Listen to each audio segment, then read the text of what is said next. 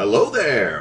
What's going on, everyone? We're just doing a live Q&A tonight to just kind of, hop out here and hang out with you guys and just chat a little bit, talk about all this new stuff that's come out. There's just been so much news. It's been, like, crazy. Like, it's been crazy, all the stuff that's going on. You know, you had Legion news, like Clone Wars, and they drop all this Clone Wars news for Legion on the same day that Death Troopers and Krennic come out, and then like nobody cares about Krennic and Death Troopers anymore. And then you've got a new expansion for Armada coming out, plus the promise of even more stuff and more ships in development, and hints that maybe the Clone Wars is being considered. So that's something. Wave 5 for X-Wing going to be announced at Star Wars Celebration, which is really surprising because they don't usually do, big reveals like that at Celebration. Celebration's usually more kind of chill, yeah, so like a lot of cool stuff. But yeah, there's just so much stuff going on. Let's see. So we've got,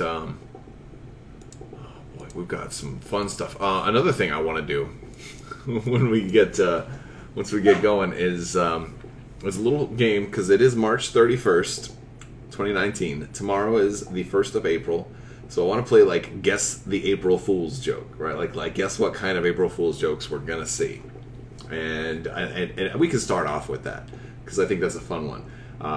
And I like these Q&As because they're good for things like that I kind of want to talk about, but I don't think I really want to make a whole video about. And guess the April Fool's joke wouldn't really age very well because tomorrow wouldn't be valid anymore. So we'll just talk about it for tonight.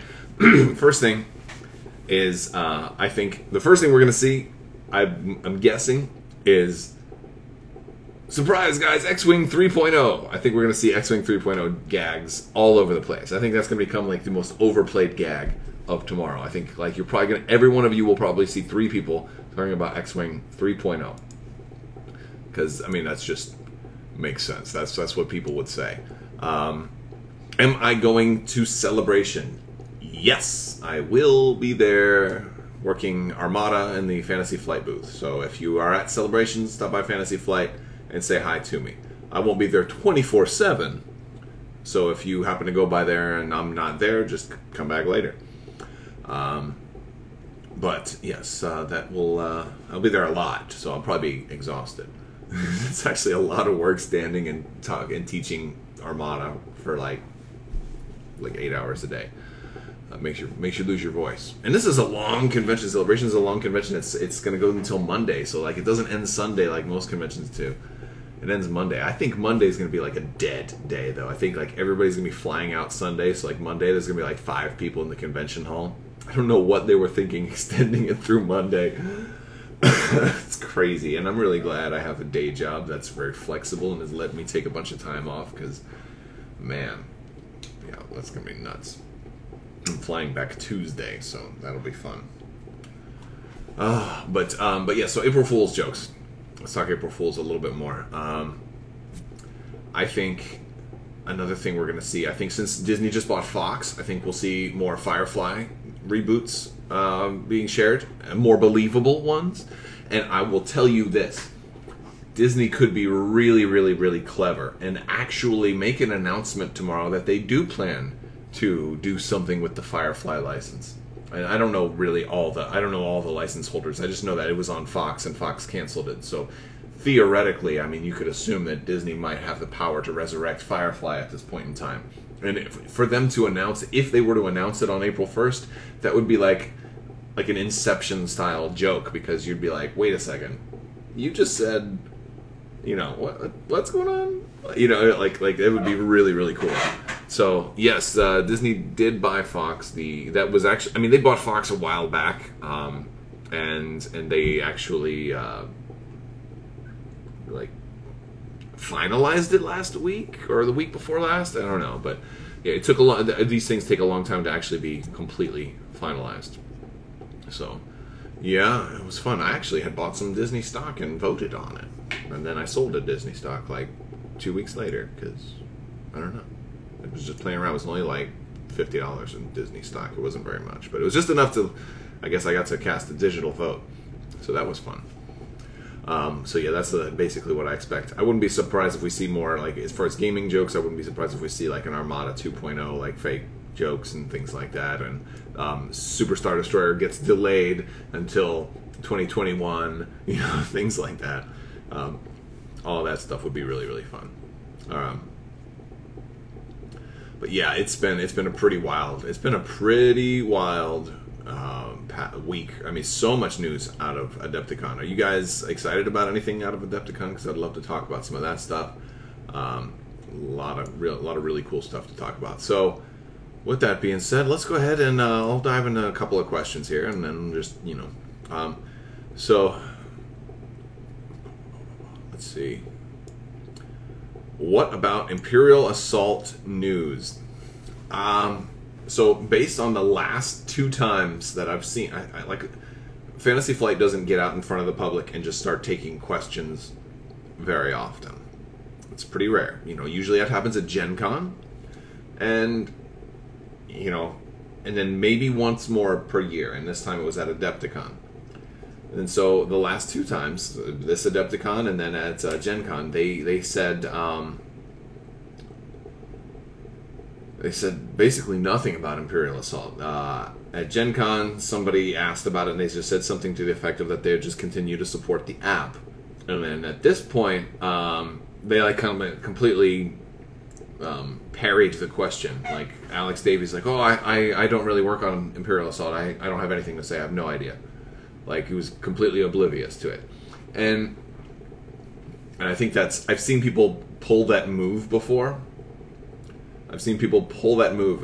Like, these people obviously know.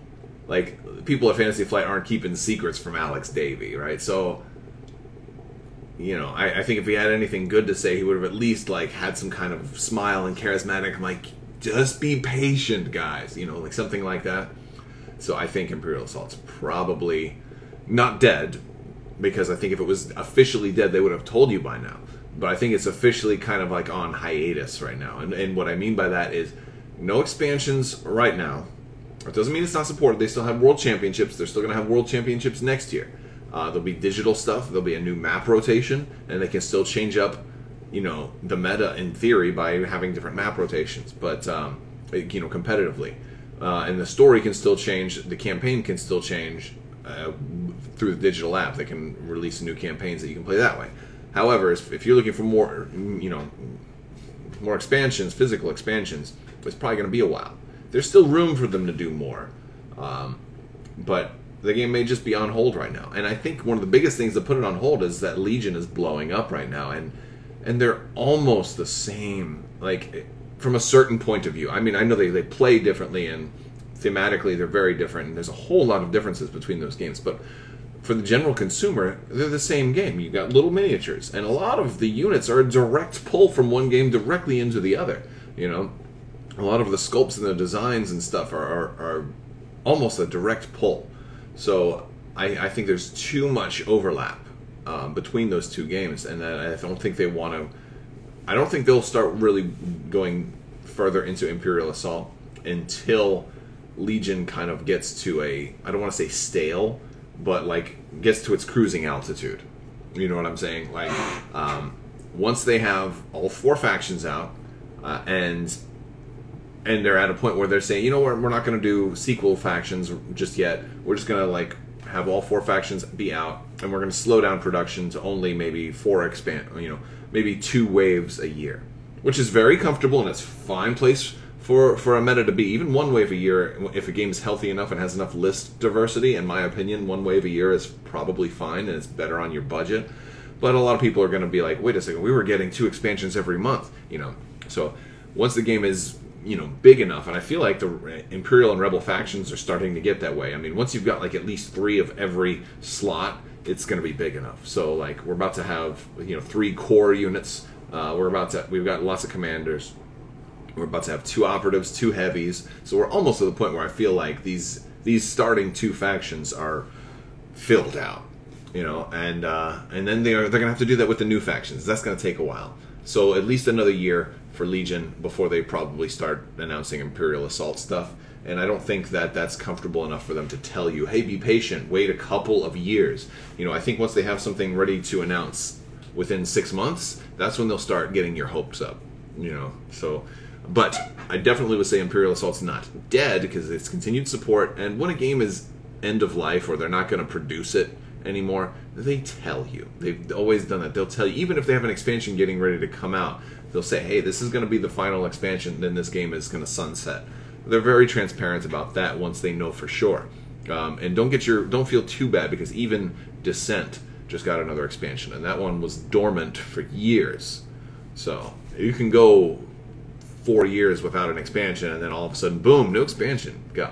So unfortunately for a lot of Imperial Assault enthusiasts, this is you know, kind of slowed down a lot of the momentum that Imperial Assault had going for it, and I feel bad for you guys. But at least there's continued support, and it's better than the game officially being dead. What do I prefer, Armada or Legion? Which one do I like more, and why? There's things I like more about one than the other, and there's pros and cons on both sides. But overall, Armada. Armada's my favorite game of all time. Period. I think so. Yeah, I think it's my all-time favorite game. I can say that pretty definitively. But there's things that I like more about Legion. I really like the sculpts of both sides, but I like the fact that Legion can get you things that Armada can't. Like if I really want to get a Darth Maul, and I can't wait, after looking at the way that they're doing the droids now with the, you know, you can, I mean, the way you're going to be able to pose and set up General Grievous and be able to paint him and give him any lightsaber colors you want, like that's a magic, you know, the Legion has awoken my inner hobbyist that I didn't even know was there. So Legion has turned out to be really fun, and I was just I've been doing some painting and stuff, and it's just, you know, like games like X-Wing and Armada don't really require you to be a hobbyist, and which is, it's a good thing. And some people don't want to have to paint stuff, and I totally get that. But like, there's a little part of me that's like, boy, Armada they could produce stuff so much faster if they did it kind of like on a sprue, where you just had to, you know, cut everything out, assemble it, and paint it yourself. Like, that would be really cool if it meant that they could produce stuff faster. I have no problem painting ships. I actually think it's really, really fun to paint ships. I love painting ships. I repaint some of my ships, and I'll order some stuff from like Mel Miniatures.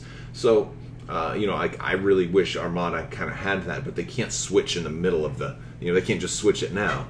But like, you know, if a different game were to come out, and like, I guess the closest I could think of is if, let's say hypothetically, if Fantasy Flight lost the Star Wars license, or even if they didn't, if they decided to make another space game, and the reason I said, if they were going to make another space game, like a tabletop skirmish game like Armada or X-Wing, I think if they were going to do that, it'd be in direct competition. So the only way they would probably do that is if they lost the Star Wars IP, or they were prepping to lose the Star Wars IP, or something like that. But that's just me guessing. Point is, if that were to happen, I would hope that they would consider, you know, going with non-pre-painted models, you know, just because they can produce them faster, and hopefully that would also reduce the user cost. You know, I wouldn't mind having to assemble and or paint my own ships. I think that'd be really fun, and I like doing it. It's a hobby that I like. I understand not everybody does. Actually, I think it'd be kind of cool if you had the option to go with pre-painted, or maybe at a premium you can get your stuff pre-assembled and painted, and you know, the cheaper version would be on a sprue. You know, but that would be something kind of cool. It might be harder to have two separate, you know, sets of packaging for everything though, so that's maybe unrealistic. But you know, if we're wish listing. But Legion also, I really like that it has terrain, and there's a whole lot, like when I started doing terrain back when Legion was announced, it was interesting what happened to me, because I found myself desperately looking for anything I could use as terrain at the time. I would find myself walking through like a Walmart or Target and looking at like salad bowls, thinking I could just turn that salad bowl upside down and just cut out some doors, and there you go, there's a Tatooine, you know, and then paint it brown, it's a Tatooine like cantina or something. Like, found myself just like viewing the world differently, and so like that was really cool. And of course, Legion plays really well. It's very fun.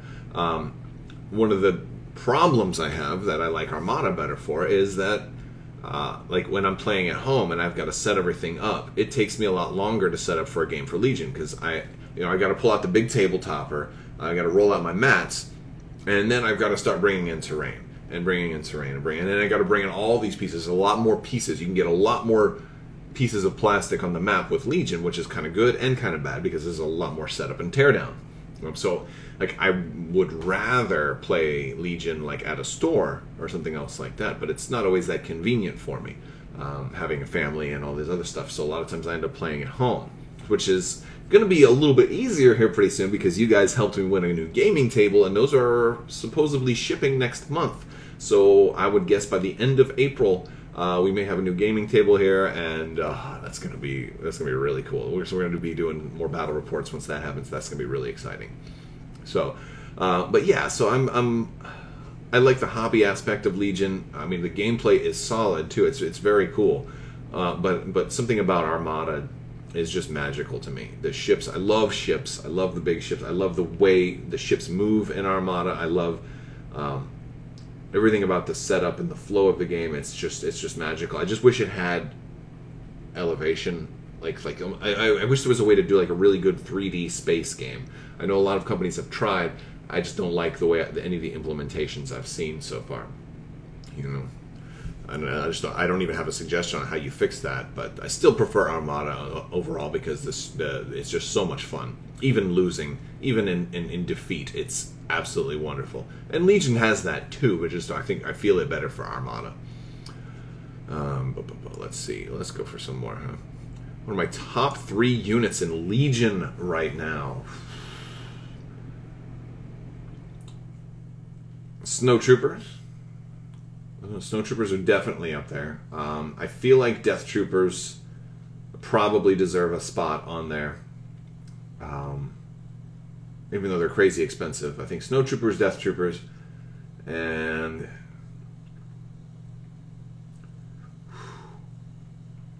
guilty pleasure, I want to say Palpatine, but I'm not going to. He has the potential to be so much fun, but you don't always get to actually pull it off. Maybe Wookiee Warriors. I really like the Wookiee Warriors.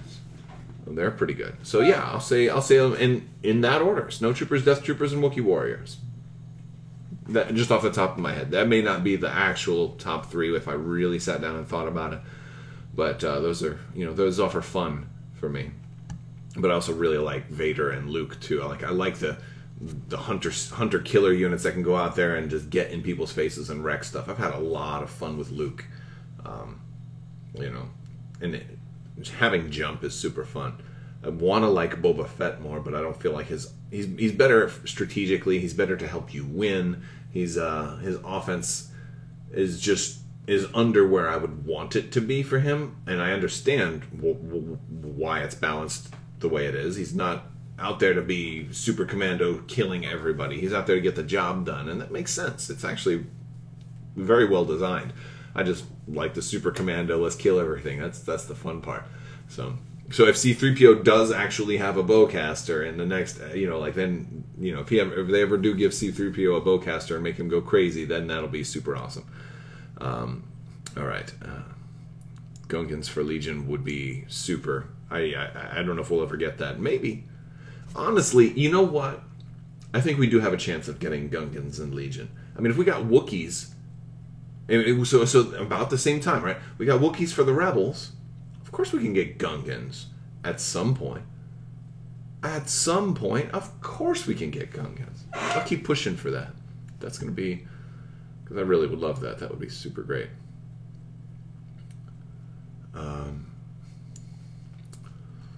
A B1 officer droid as a commander for Legion for April Fools. I don't know if that'd be an April Fools. I think generic officers for all the factions is something we can assume. I mean, if they did that for the first 2 factions, I don't see any reason why they wouldn't do it for the other factions. Well, I don't see any reason why they wouldn't at least do it for the Republic. I could potentially see an issue with them doing it for the droids. But so I don't think it would be a B1. I think it would be like one of those tactical droids or something like that. But yeah, that's my perfect loadout for Death Troopers. I mean, I think they got to have the standby range 3. I forget the name of the upgrade, but they got to have. I think there's multiple perfect loadouts for Death Troopers depending on what role you want them to have.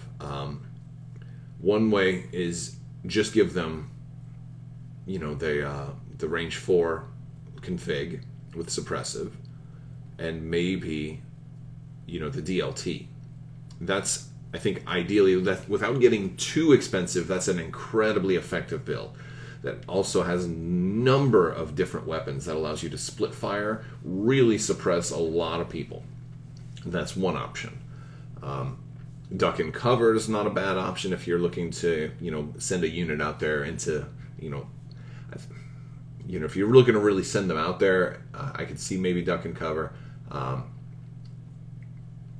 mean, both of the heavy weapons units are awesome. But then again, at the same time, I could see running them without any upgrades too. They're still expensive, but like, it gives you more flexibility in your list. But I'm gonna be doing some games with Death Troopers here in the next week or two. So and I'll be bringing them to you, so you'll be able to see how they, you know, what I run. And I actually picked up a second unit of Death Troopers. I've been doing some painting lately, so let me show you. Like, this is fun. So we'll take a break from the questions for a second. Let's switch over. So this was my second unit. Like, the first unit of Death Troopers I did in this video, and I just did them normal black, like normal. But for my second unit, I took some more liberties with them, and I decided to, like, I wanted to do like a gunmetal gray, but it ended up being a little shinier than I wanted. But I thought that was pretty slick. I'm kind of pleased with the way they turned out. I'm almost done. I'm going to add a few more little details to these guys. Like, I don't have the glow on their weapons yet, but that's where they're at right now. And I've also started basing all of my stuff too. So, like, I think I've got all of my Imperial stuff based.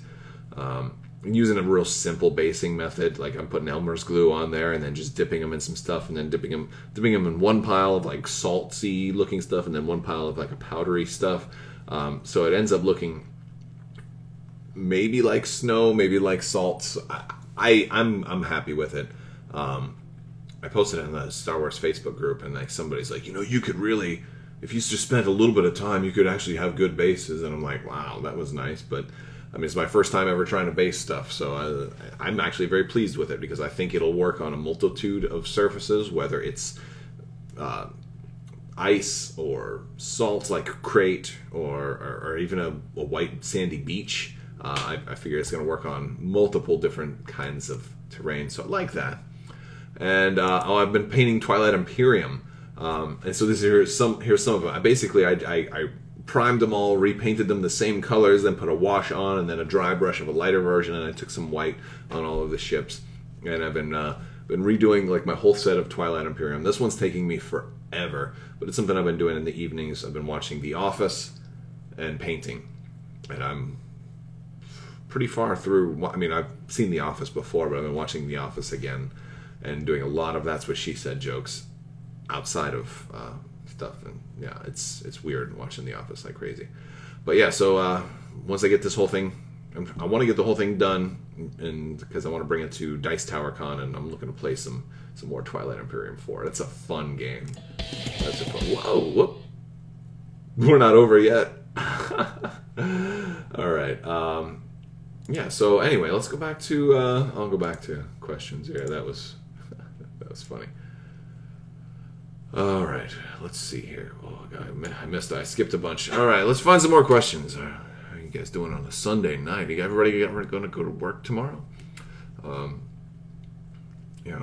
Do I think there will be an old Ben miniature for Rebels in Legion? Yeah, I think that's entirely possible. I think it'd be awesome, as a matter of fact. I think it'd be really cool. And the other thing that makes me wonder is how that will work. Like, are they going to name him the same, or will he be able to use the command cards for Obi-Wan Kenobi from the Republic? Because, like, there's nothing on the command cards that specify a faction, right? So, like, if they call him Ben Kenobi, then of course, you know, then it would be a different named character. But if he's Obi-Wan Kenobi and it's old Ben, in theory, he should still be able to play Obi-Wan Kenobi's command cards. which is kind of cool. So that's just something to think about. Let's see. How much money have I spent on Legion and Armada in total? Oh, the answer to that is a lot. Do I think we'll get Clone Wars and Armada? Yes. I've done so many videos about Clone Wars and Armada. I did one yesterday. So just go and look at my recent videos. I already talked about that subject in length. All right. What's the best place to look for Armada tournaments? FFG list is out of date. You got to check your local store. I mean, we just had Worlds, so I don't think there's any major tournaments for a while. But eventually there will be store championships and then regionals and I don't even, do they do national? I think they just put out a new season of, and I haven't really looked into it because I'm less of a tournament player and more of a casual player. But I do play in a lot of small tournaments for Armada. But just check your friendly local game stores and see what events they're having, and if you're interested, encourage them to have more events. Why is the AT-AT not in Legion yet? The same reason the Superstar Destroyer is not in Armada yet. Giant things take a long time to produce, and also the fact that they're not doing an AT-AT for Legion. But this is multiple reasons. All right. I understand people are angry about the Superstar Destroyer. I was disappointed, but angry, I don't know if that's the right word. I don't know if it helps to be angry about things that are out of your control. It stinks that we have to wait longer, but I looked at it like this. I'm glad they told us as opposed to just not saying anything. I really appreciate that they've been more forthcoming and they're talking about Armada soon. Also, speaking of Armada and the Superstar Destroyer, FFG Live on their Twitch channel, they're going to be doing a live Superstar Destroyer video Tuesday at like 2 p.m. Central, so maybe 3 p.m. Eastern. So like they're going to be doing a live Superstar Destroyer video. Like, so, and I'm thinking that that's going to deal with all the extra questions that people have. They're probably going to talk about, they always give away some kind of spoiler or teaser. So definitely watch that, and maybe they'll accidentally like blah, blah, blah, blah. Oh yeah, and people don't know that we're also going to have XYZ in it, so just maybe they'll talk about some rules, maybe they'll talk about, interactions like Mahdi and stuff. I'm going to be interested to see how they build it. So that's going to be really cool. You just got the Armada core set. What expansions should you get next? Man, that's such a complicated question. Yeah, pick a faction. Search for Crabbok or Armada, what to buy first. I've got multiple videos like that. Find the most recent one. I think the last one I did was in 2018. I've got an Armada, what to buy first 2018, one for Rebels and one for Imperial. And just follow that list, because I mean nothing else has come out since I made that list, so it's still up to date. But ultimately it boils down to whatever ships you like first. But off the top of my head, the Chimera is a pretty good value for Imperials, and the MC-75 is a pretty good value for Rebels. Those are both good expansions to buy. All right. Do I think they'll announce different astromechs for X-Wing since the Clone Wars started? Well, they already have. I mean, there's different astromechs in the Republic starter, so yeah, absolutely. And I think we'll also get some specific ones, like we'll probably get like a Republic-specific C-3PO or R2-D2, and not C-3PO is not an astromech.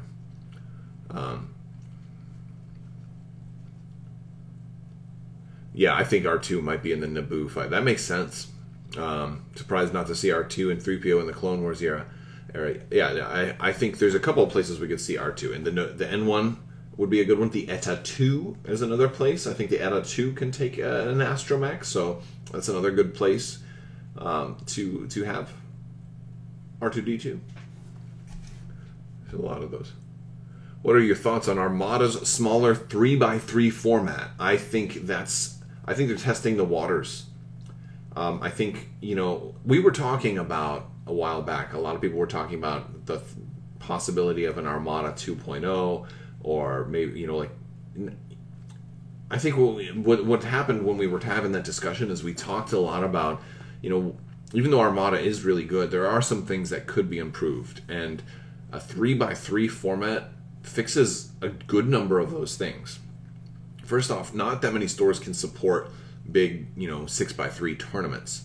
A 3x3 is so much easier to do. That's one reason why X-Wing is so much more popular, because it's you can fly it in so many more places. A lot of people's dinner tables can naturally play an X-Wing game when then they can't necessarily play an Armada game. So there's that. But then at the same time, a smaller play surface also generally leads to a shorter game time. Especially because I think with the 3x3 format, they said 200-point lists.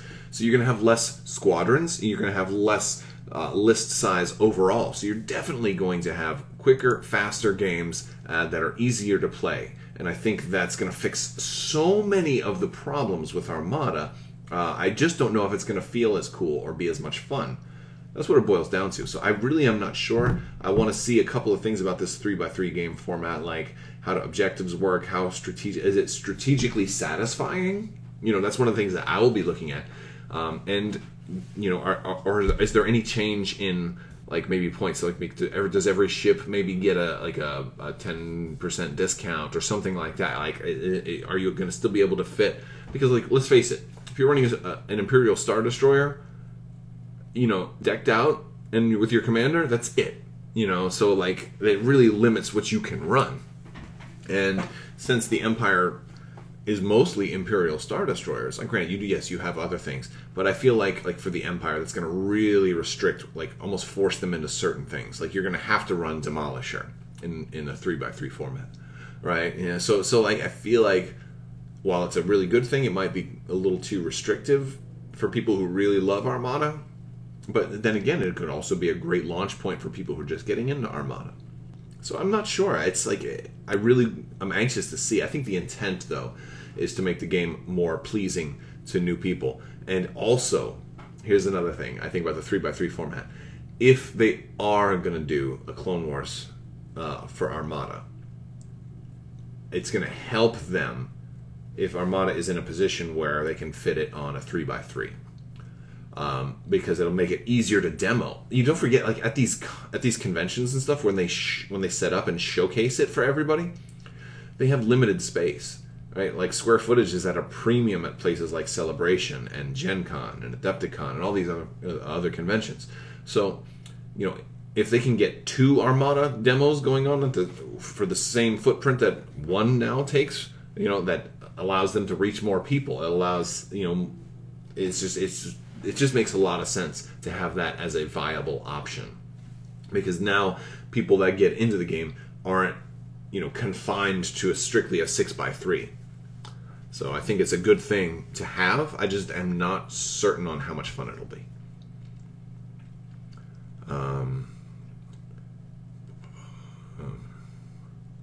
Oh boy, here's this. Do you think the slow pace of Armada's releases has contributed to the game having less power creep than other games with more rapid releases? If so, would you still want the slower releases? I think it's fair to say that has had a little bit to do with it. It's not the only thing, though. And to say it has contributed, I would say it has contributed, but it's not the biggest contributor. I think one of the bigger contributors is that Armada came out after other games. So, like, X-Wing definitely struggled by being the first game they made, and so there was a lot of lessons learned and improvements to the way they were going to make a tabletop game when they got around to making Armada. And one of the things, is I believe the way that they've future-proofed it, so that there's had to been so very little errata with Armada, and so little big FAQs, and that changed and a broken meta and stuff. There's only been a handful of those cases, and so it's really good for a game that's been out as long as it has. And it didn't always have such a slow release schedule. Like Wave 1, like the core wave 1, and then Wave 2 came out kind of quick, and then you had a big lull, like for almost a year. But then you have Wave 3 and 4 the same day. Wave 5 and 6 came out not too long after that. Like they were like at a comfortable pace, like the game was doing really good. Wave 7 took a little while, and now we're in this huge lull. And this is going to be like the biggest lull we ever have, hopefully. So I'm okay with a slower release schedule, but just not this slow. Like, I would like it to be at least one wave a year, preferably slightly faster than that. You know, like my soul wants a little bit more than just one thing a year. Like maybe one thing plus, like one wave a year and then one supplemental release. So like what I would love to see is like for the new campaign box to be like to take the place of a supplemental release, but not to take the place of a wave. So you get like one wave a year, maybe early release at Gen Con or whatever, and then you get a supplemental release in the middle of the year, or vice versa. The regular wave like in March, and then like a campaign box, or maybe a squadron pack that comes out in like November, early release at Gen Con. So this way you kind of have, you still have one wave each year, and then you have a smaller little thing to tide you over. And that would be really cool. But may not always happen. All right. Let's see.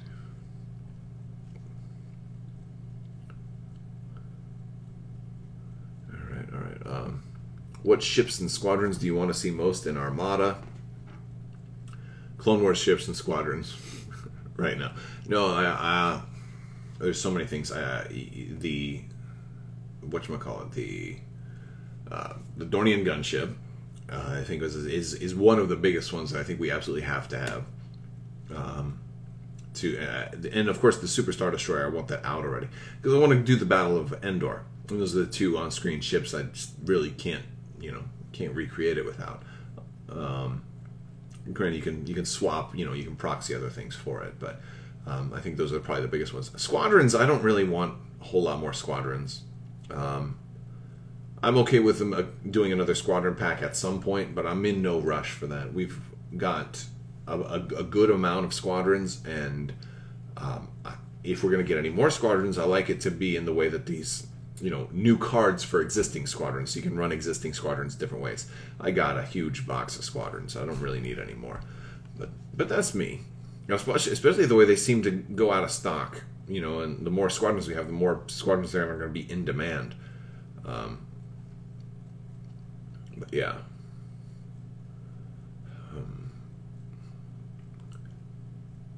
Is it ever possible to have a game of Armada with me? I mean, come play in one of our tournaments in Orlando. It's possible. Well, I'm probably, and I don't want to say too soon, but I'm gonna try and go to Gen Con and see if I can play in the Armada tournament this coming year. Granted, I'm not expecting to do particularly well, but because I will probably fly something silly. But I want to go just for the fun of it, because you got so many people that I talk to online, and it's good to go and like meet people and play against people and hang out and all that stuff. So I want to go for the camaraderie of it. But yeah, so I can maybe go to Gen Con. All right, let's see, because we're gonna go for a little bit longer. We're doing good here.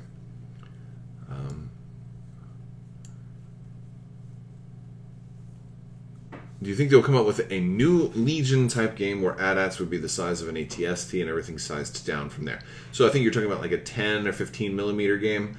I would like that very much. That would be wonderful in my eyes. That's the game that I was hoping Legion would have been. But I just don't see that happening. It makes sense from a gamer's perspective, but I think from a business perspective, I don't see it really. Not anytime soon. I would love it, because it does allow you to do a whole lot of things that Legion doesn't let you do, like those big units.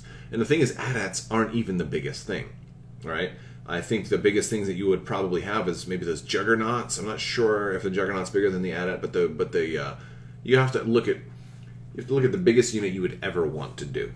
And the biggest one I can think of right now is probably the Mega Cannon Walker, or the Guerrilla Walkers from Last Jedi. Granted, you wouldn't start with Last Jedi, or you wouldn't start with sequel trilogy factions, but at some point you would probably add them, and you've got a real big unit there. And so I would like a game that I could recreate big battles, like the Battle of Crate, or maybe a better version of the Battle of Crate, or the Battle of Hoth, and like I would like to be able to create those big battles, or Battle of Geonosis would be a really, really good one. And so I would love a big kind of game, a scaled game like that, where your troops are like barely there, right? That'd be magnificent, because then you could even have air units too. And honestly, the way you could do it, you could just do it in X-Wing scale. You could just do it for X-Wing. X-Wing is already in that style of scale, and an AT-AT would probably be about this big if it was an X-Wing scale. It'd be perfect. Just get that on the ground. You can field like 6 of them. And you could even, I don't know if you'd want to borrow the X-Wing engine, but I used to talk about that all the time, the X-Wing ground game. Because you're going to have, honestly, in a ground game, you're also going to have air support. But what do I know? All right. Do you play X-Wing competitively? Do you plan on or have earned to go to Worlds? What are you enjoying flying? I used to play X-Wing competitively, and I started playing so many games that I wasn't able to focus on the competitive meta as much with X-Wing anymore. So when I do play X-Wing, I will usually play in a league, but I'm not able to like go to all the games in the league. So I'm like a 50-50 win-loss ratio. So I'm very mediocre in X-Wing, and I'm not as up to speed on like the latest tech and the latest all of the latest like meta and what's broken, what's overpowered. I usually just build a list that I think I'm going to have a good time flying and enjoy, so I'm less competitive. So I could probably I probably wouldn't do too well if I went to like Worlds for X-Wing. I don't expect that I would do particularly well there. But granted, going to Worlds is about more than just winning. It's also about going and meeting people and playing. And then if you lose if you're eliminated on day 1, then maybe day 2 you play in some kind of fun events like team tournaments and stuff like that. So it's not something I would never do, but I would probably go for a different game that I might be able to be a little bit more competitive with, like Legion or Armada, because I'm a little more up to speed on those. Granted, they don't have as much stuff, so I think up here there's less things to remember. And so for right now, for X-Wing, I've been really concentrating on just the Clone Wars factions, and because there's so few units and things that I have to actually remember, so it's easier for me to compartmentalize my whole list and what I'm doing in a smaller space in my brain, because my brain's getting old and it takes a whole lot more work to to do all this stuff. All right. How about a new Armada game with smaller Star Destroyers? Maybe. Again, for the same reasons, I just don't see it happening. There's too much crossover with existing games. When do you think Epic will be in 2.0? Well, Alex Davey just said they finished testing it. They just finished the development, basically, for Epic for 2.0. So I think we'll hear about it. We'll probably hear about it by Gen Con. Maybe have an early first look. If not, then maybe by the end of the year is my guess. That's my guess. All right. A lot of these are repeat questions because I've taken so long to get to them, so I apologize for that.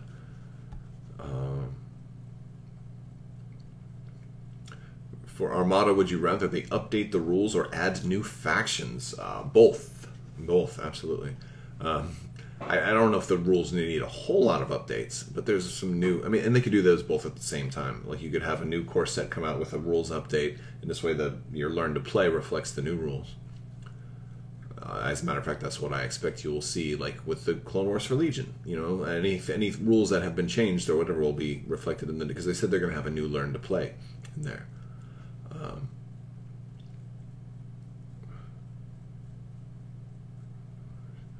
I don't understand this one. Do you believe they should do factions for Armada or merely divide them between the individual fleets due to the differences in playstyle mechanics? I have Armada compared to Swing. I think that's supposed to be X-Wing. I don't understand the question. I think they should do more factions for Armada. I think they should do Clone Wars factions for Armada. I think that's what I believe. That's what I would like to see. I don't want to see like anybody from the Republic also flying with the Rebellion. I don't want to see I don't want to see the Republic flying with the Empire. I want them to be their own faction. Same thing for Resistance. I don't want the Resistance flying with all right, hold on one second, you guys. I need to step away for just one moment.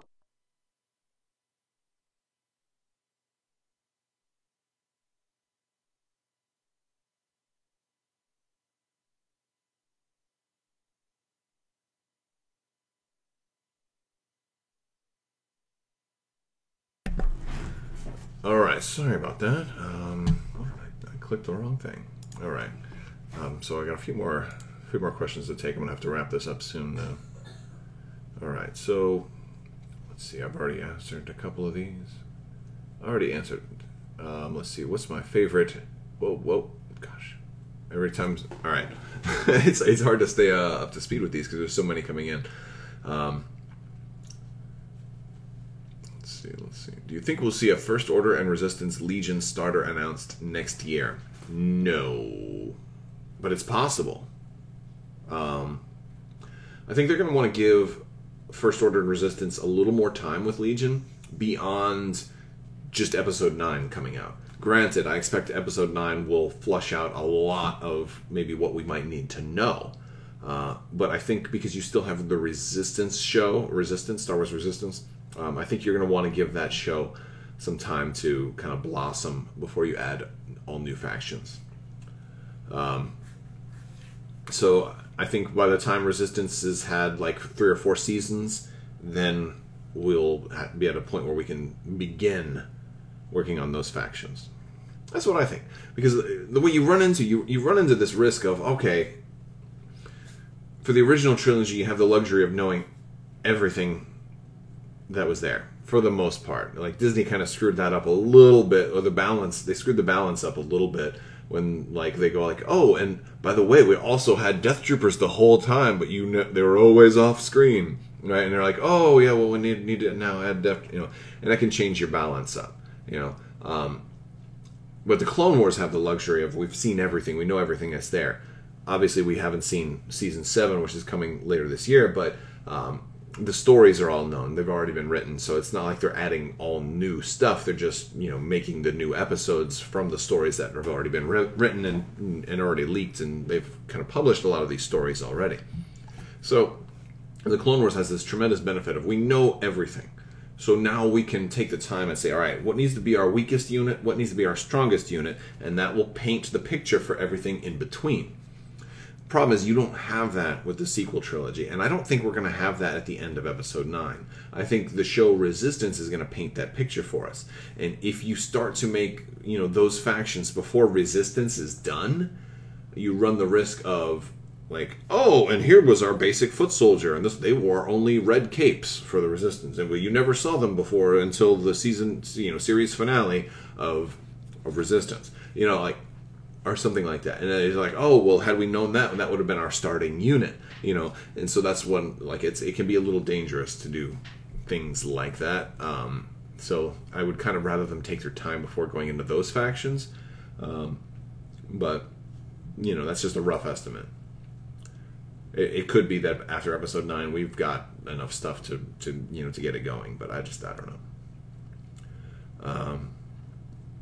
Do I think putting clone troopers versus stormtroopers would be a fair setup? Of course.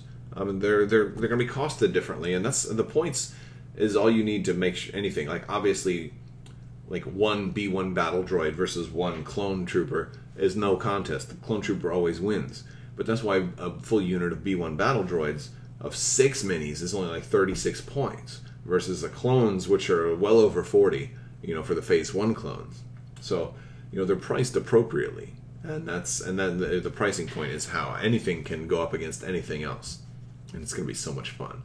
I'm hoping that by the time these two factions really get flushed out, we've got enough miniatures. Well, I'm hoping we get all the miniatures from Epic Duels, the game Epic Duels, and then we can kind of have our own free-for-all. Everybody picks a commander or operative. You put them on the... Like, I want a true multiplayer like mode, like a King of the Hill, whether it's a homebrew system or whatever. I would love to have some kind of skirmish like that with Legion, where everybody brings their one miniature, you know, and then goes for it. Like, that would be so much fun. That would be really fun. Maybe I'll work on that if nobody else does. But we've got to have more. We've got to have more commanders and operatives, because right now there'd be way too many Palpatines and Darth Vaders on the, you know, going at it. How would you feel for Naboo Royal Guards and Padme for Legion? That's a great idea. I think the Naboo... They work because they're featured in a lot of things, right? You see those Naboo Royal Guards. Now, granted, in the grand scheme of things, Naboo is not a warring planet. They're a relatively peaceful planet, and those Royal Guards are very few. So it might not make sense on the galactic scale, but if you're trying to appeal to customers, yes, people are going to want Padme. People are going to want Naboo Royal Guards. That makes sense. So I could see that. Would you rather see the Venator as a cross-faction ship and a large base? I don't think a Venator would be a large base at all. I think a Venator would be a medium base. I'm okay with it being cross-faction. I don't think they will do a single cross-faction ship, though. I think we've got a number of pieces of evidence that suggest, no, they would do a separate Venator for the Empire and a separate Venator for the Republic. The stats might be awfully similar. They may even be the same, but the titles and the officers and the crew and the way you outfit them are going to make them handle very differently. We've seen that with the ARC 170 in X-Wing. We've seen that with Z95s in X-Wing. And so, yeah, we're not going to... I don't think we're going to get, like, one ship. It's like, oh, I mean, granted, they have done that before with NIM in X-Wing 1.0, where it was one ship and they came with one pilot card for a different faction, so you could fly in two different factions. But I don't think they want to do that anymore, and that's why they kind of took that away in 2.0. Let's see. Have you tried representing Armada squad engagements with X-Wing? No, it would take too long. Armada, I'm starting to lose my voice, so I think I'm going to have to wrap it up soon. Armada already takes long enough to play. Breaking down every squad engagement to a whole separate game of X-Wing is a surefire way to make sure everybody dies before they finish the game. No, it would take like 7 hours to play your game that way. Alright, let's see. What are the chances of getting the Umbaran starfighter in X-Wing, and what faction would it be? I think the Umbaran is, it's got those long pieces in the top and bottom and the back. Those fins, I think, isn't that a separatist? I think they're aligned with the separatists. So that's what I think. But I know they're either good guys or bad guys. So you just, if they're good guys, then you align them with the Republic. If they're bad guys, you align them with the separatists. So, let's see. All right. Well, I think that's about it, guys. I'm going to go ahead and close it out and say thank you for hanging out with me tonight. Yes, Keyforge. Oh, that's also coming. I haven't heard a whole lot. I have kind of fallen out of Keyforge lately because we've got so much going on with these other games. I mean, I still play from time to time. It's fun to just buy 2 random decks and like, here, let's just play, like, do our own little sealed game. So I mean, I still do that quite a bit. I just haven't, haven't really made many Keyforge videos because I'm just kind of waiting for that next set to drop. I really want Keyforge to have multiplayer rule sets, like official multiplayer rules. That's one of the biggest problems I've got. Like, Keyforge would work so great multiplayer. It would be so easy to just say, okay, well, this set is got multiplayer in mind. So when that day comes, I'll be very, very happy, because it stinks when you got like 3 people and one person has to sit out and just watch. So. All right, guys. Well, I'm going to sign out. Thank you guys so much for watching. And let's have a real fun April Fool's Day tomorrow. So let's make sure you watch some videos and remember what day it is when you're watching videos tomorrow. Thank you guys so much for watching, and have a great day.